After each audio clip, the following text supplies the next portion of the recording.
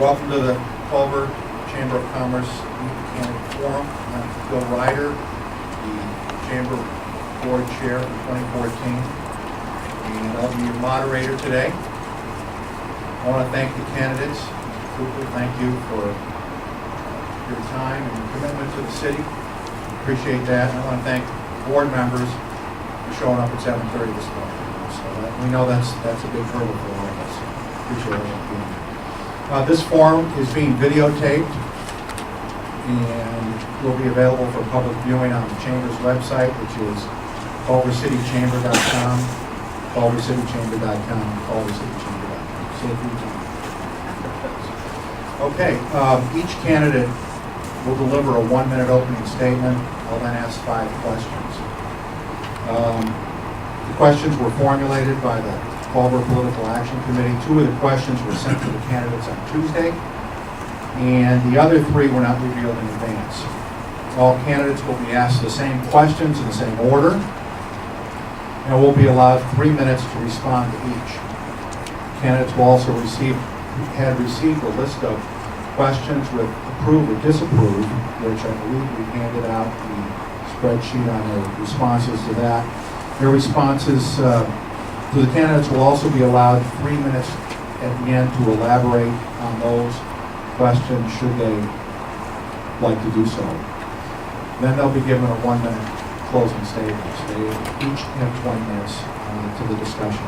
Upon completion of the interview process, each board member who is here for this entire interview will cast a single paper ballot with up to 2 choices for the 2 seats in the upcoming city council election. To receive the Chamber's endorsement, the candidate must receive 50% plus 1 vote of members casting ballots. Our Culver PAC Chair, Warren Erickson, will be the official timekeeper. Thank you, Mr. Erickson. And notify the candidates when they have 30 seconds left by showing them that cue card, the big 3 on. We will be keeping strictly to our schedule in order to get out of this room for the next meeting and get the candidates off to work. The interview order was determined, random draw. Jeff Cooper was selected first. So without any further ado, I'll welcome Mr. Cooper. Thank you.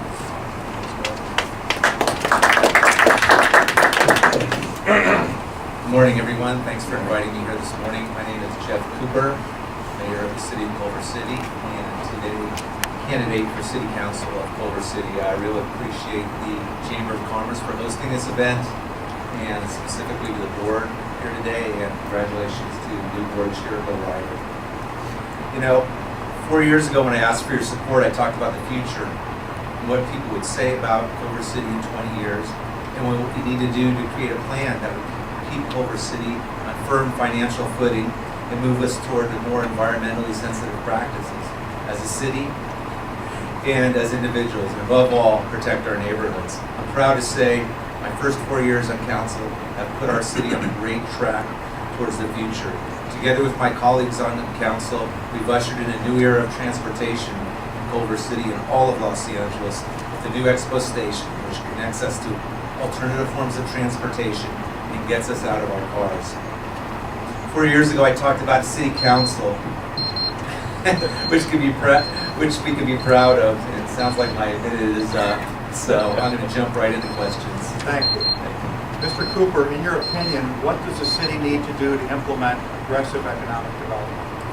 I feel the city is already implementing aggressive economic development in a couple of different ways. We have an economic subcommittee part of the council, and I think their job, and they're really doing a fine job of it, is reaching out to the business community to really nurture and maintain their existing relationships. But of course, that also leaves new businesses and what we're going to do to attract. And one thing that I've done personally, working in conjunction with the chambers, spearhead the new business community on Sepulveda Boulevard. And we're between Culver and Franklin. We're really reaching out to that community. We walk the community, and they're to a point now where they form their own business association. So that's one way, and there's many, many other ways. Thank you. Sure. Next question. The city is facing both federal and state mandated expenses in the near future, including the funding of Culver's obligations, the requirements for cleaning up stormwater runoff. Where do you see cuts that can be made or revenues raised to meet these requirements? I think the city really began to address this 4 years ago when I came on council. We did extensive hiring. We did a hiring freeze in the city. We renegotiated our city contracts with our 6 unions in the city, and there was a reduction in the medical and retirement benefits. We really, several years down the line, now we will probably appreciate those gains then, but those are huge sacrifices we made. In fact, the city council itself, with the old council that I served on, we eliminated our own lifetime medical benefits, and it was just a small gesture, but it was had a big impact because all the employees of the city saw that we were willing to also sacrifice. One thing that we have that also coming up is the stormwater drain projects in the city. That's basically a $50 million price tag. We represent only about 4% of all the cities that kind of straddle and feed into the La Belle Creek. Money where that's going to come from, it's been discussed. They'll come from a variety of sources, probably possibly including bond measures, taxation, hopefully grants, and it's something that we are going to have to deal with it. But also, it's just continually really reaching out to business and nurturing a lot of those relationships and our tax base growing in the city. Cooper, if you're reelected, what would your top 3 issues be to address the city? I feel my top 3 issues is really my number one thing that, obviously, with coming on council is right on the eve of the dissolution of the development agency. So we've had several projects that have kind of been sitting, hovering, obviously, the 3 projects being Parcel B, the Expo Station, and then also the Washington Sentinel corners there. I would really like to see those 3 projects as we look towards optimistically selling the state very soon come to fruition. Because I'd like to see also, and move back to your first question, is that we continue nurturing relationships with business. To really, that reality is, you guys pay the bills. You look at how the tax bases, look at that pie, what residents contribute. They're very important, obviously, to our city, but a lot of times they don't realize that what they contribute is very, very small versus what the business community and the taxation is. Thirdly, I'd like to see us stay on the path of being environmentally conscious. And really, not only is it a good thing for the city, but it's there to protect us. And talk about fracking. That's a big issue on top of the environment for all of us on the council. We're well concerned. Actually, today's the last day to submit comments to the state as they draft their guidelines. And we're also in the middle of the city is doing their own oil ordinance. So we're really cognizant of that.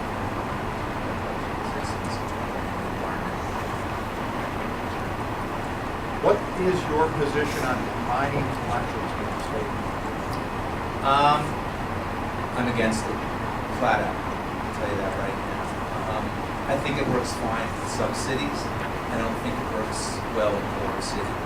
A couple of the reasons, one that might be biased, but when you combine elections, you really lessen the pool of people that help out in elections, people that get involved in Culver City.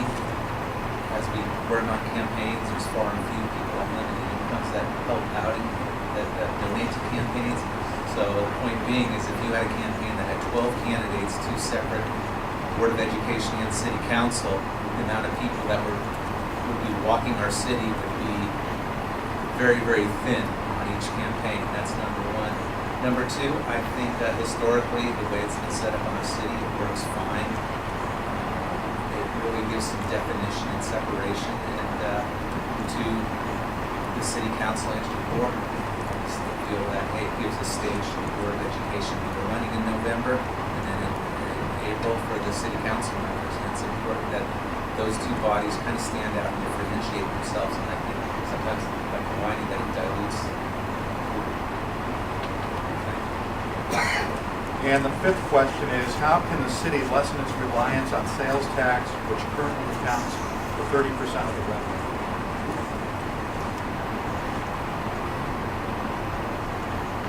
That would be a challenge. I really, we've been so reliant for so many years.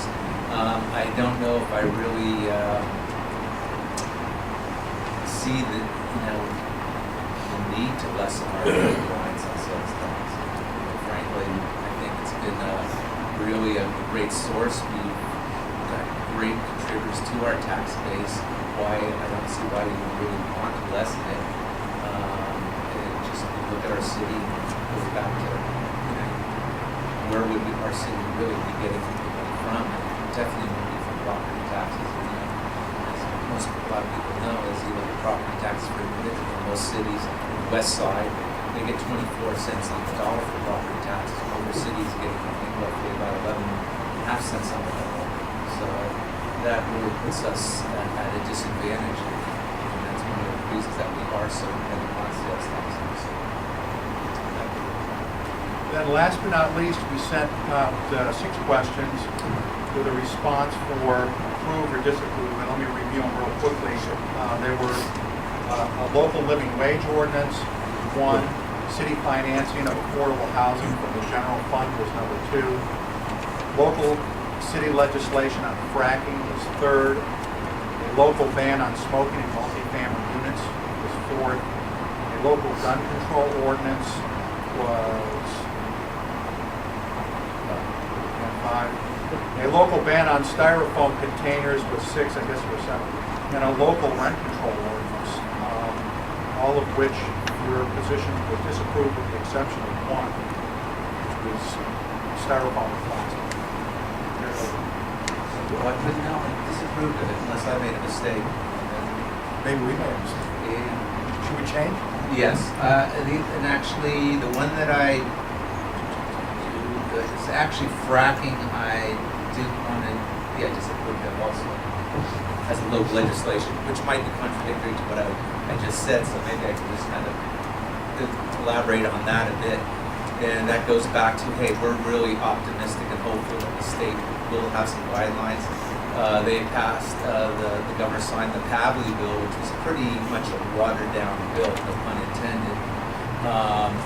But we just submitted our own comments yesterday because, as I said earlier, the comment period actually ends today. And we're really serious about this. We're really pushing the state, and we're going to be pushing the county also, because the reality is that oil field up there, only 10% is Culver City. So no matter what we do, there's 90% of the oil field, which is obviously the greatest percentage that we can't do anything about. So that's why we're really pushing on our assemblymen. We're really pushing on the state to really step up. So right now, I wouldn't be in favor of our local legislation to ban it. I pretty much brought up the issue several months ago to my council. I'm the one who urging the state to place a moratorium. And fortunately enough, I have the unanimous approval from the council to do that. So it's an issue that I don't take lightly. You have 1 minute to close the conference. Okay. I'll go back to my speech for a few minutes. 4 years ago, I talked about having a city council, which we can all be proud, and a group of people who conduct the city's business with mutual respect for each other and for the public. Today, the 5 members of the city council have learned to disagree without being disagreeable, as my friend Andy Weissman frequently says. We certainly don't agree on every issue, but we also do not carry grudges or let decisions on one issue impact the way we vote on another. Nothing gets done unless we work together, and that's really what's happening in City Council today. I want to leave you with several things. Culver City and the business community should be partners in addressing the challenges of the city.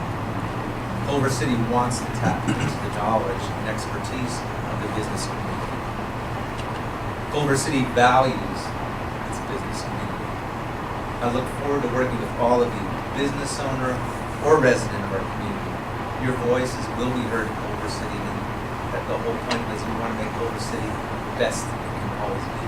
Thank you very much for inviting me this morning.